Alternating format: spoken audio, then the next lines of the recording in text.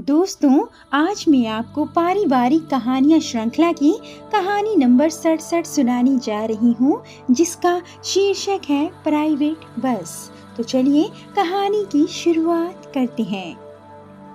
दिल्ली आए मुझे अभी 3 महीने ही हुए थे। नया शहर, नया ऑफिस, नई नौकरी। अभी ठीक से सेटल भी नहीं हो पाई थी कि अचानक एक दिन सुबह सुबह लखनऊ से भाई का फोन आया कि पापा का एक्सीडेंट हो गया है, तुरंत आ जाओ, तुम्हें बार बार याद कर रहे हैं। घर से 500 किलोमीटर दूर मैं यह खबर सुनकर बदहवास सी हो गई। अब अचानक ना तो ट्रेन का रिजर्वेशन मिल सकता था और ना मैंने कभी हवाई सफर किया था। ट्रेन का टिकट लेकर बैठ भी जाती तब भी दूसरे दिन ही पहुंचती। सिर घूमने लगा कि क्या करूं।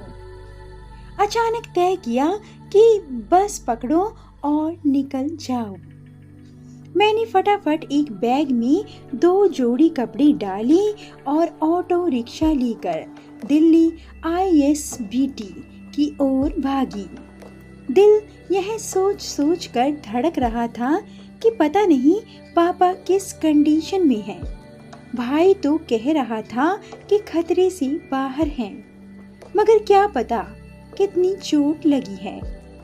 भाई ने बताया था कि सुबह मॉर्निंग वॉक पर निकले थे कि पीछे से एक बाइक वाले ने जोर की टक्कर मारी थी।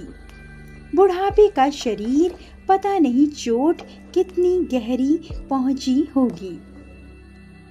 बस अड्डे पर पहुंचकर मैं राज्य परिवहन की बस में जा बैठी, मगर जब बस काफी देर तक नहीं चली तो मैंने कंडक्टर से पूछा।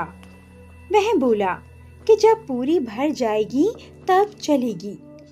मैंने सिर घुमाकर देखा, पीछे सारी सीटें खाली पड़ी थीं। इसे भरने में तो घंटा भर लग जाएगा। मैं परेशान हो गई। बाहर प्राइवेट बसों के चालक जोर जोर से आवाज लगा रहे थे, 7 घंटे में सफर पूरा करें, आइए 7 घंटे में सफर पूरा करें। लखनऊ, कानपुर, गोरखपुर, आइए आइए। मैं सरकारी बस से उतरी और एक बस चालक से पूछा, लखनऊ कब तक पहुंचा दोगे? वह बोला, शाम 7 बजे तक। मैं तुरंत प्राइवेट बस में चढ़ गई। सरकारी बस का कंडक्टर मुझे रोकता रह गया।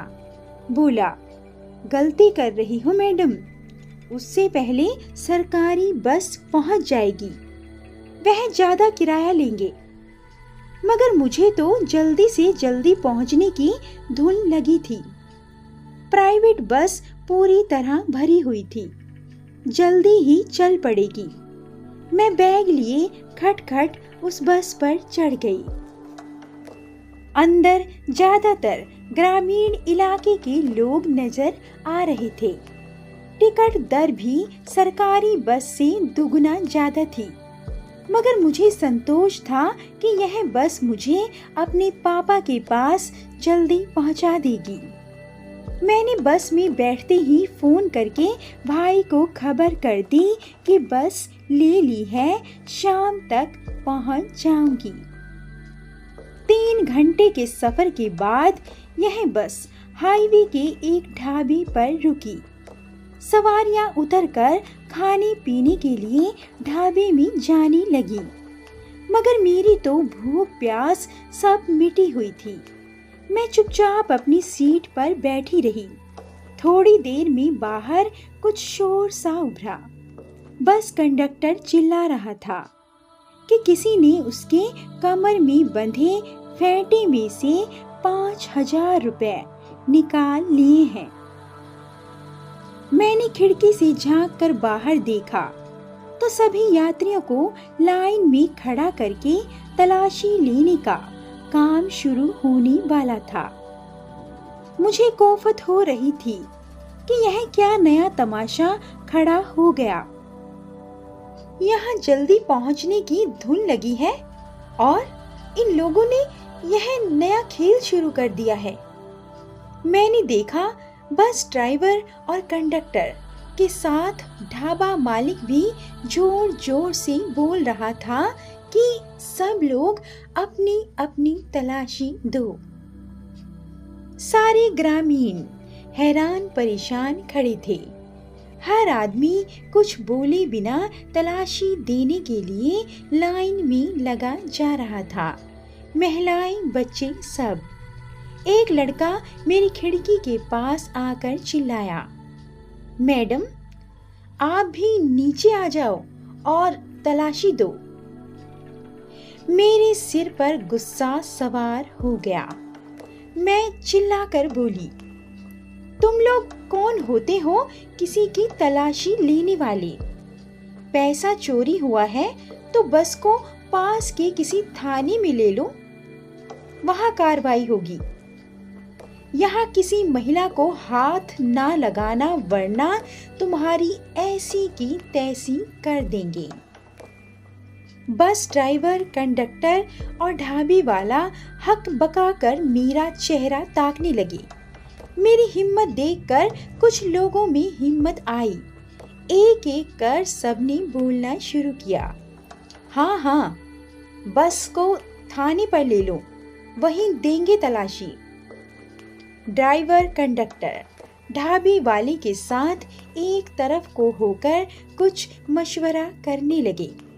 थोड़ी देर में ढाबे वाले ने आकर कहा, देखो भाइयों, इसका बड़ा नुकसान हो गया है, थाने जाएंगे तो और देर लगेगी। ऐसा करो तुम सब 200 रुपए देकर इसका नुकसान पूरा कर दो। मैं फिर आगे आई, बोली, क्या सबूत है कि इसका नुकसान हुआ है? सवारियों से पैसा ऐंठने का अच्छा धंधा बना रखा है तुम लोगों ने। और तू क्या इनका वकील है? इनके साथ मिला हुआ है?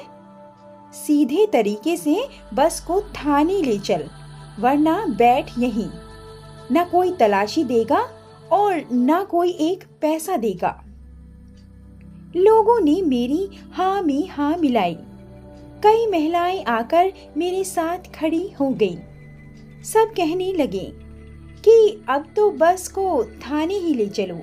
कोई घंटा भर खराब करने के बाद बस ड्राइवर ने आकर कहा, चलो चलो बस में बैठो सब। और वह उचक कर ड्राइवर सीट पर बैठ गया। परेशान यात्री झटपट बस में चढ़ गए। कंडक्टर ने खा जाने वाली नजर से मेरी ओर देखा और जाकर आगे वाली सीट पर बैठ गया। बस रात के 1 बजे लखनऊ पहुंची। घर पहुंची तो पापा मुझे देखकर मुस्कुरा दिए। खतरे से बाहर थे मगर सिर और घुटनों पर पट्टियां बंधी हुई थी। मुझे अपने पास पाकर उनको बड़ी राहत महसूस हो रही थी। मैंने बदमाश बस ड्राइवर कंडक्टर की कारस्तानी घर वालों को बताई और दूसरे दिन थाने जाकर एक शिकायत भी दर्ज करवाई। मेरी शिकायत पर कोई कार्रवाई तो क्या ही हुई होगी, मगर सोचती हूँ कि अगर मैंने हिम्मत ना दिखाई होती तो वह बदमाश, अनपढ़ और गरीब ग्रामीण यात्रियों से कितना पैसा वसूलते। ये तो उनका रोज का धंधा ही होगा। रोजाना ये लोग यात्रियों को ऐसे ही परेशान करते होंगे। अगर सचमुच कंडक्टर की जेब कटी होती तो थाने जाने में उसे क्यों संकोच होता। मैंने तय किया कि आगे से कभी इन प्राइवेट बसों में नहीं बैठूंगी। अपनी सरकारी खटारा बसें ही ठीक हैं। दोस्तों, कहानी अच्छी लगी हो तो कमेंट करके ज़रूर बताएं और ऐसी अधिक कहानियों के लिए कृपया वीडियो को लाइक, शेयर और चैनल को सब्सक्राइब करना ना भूलें। धन्यवाद।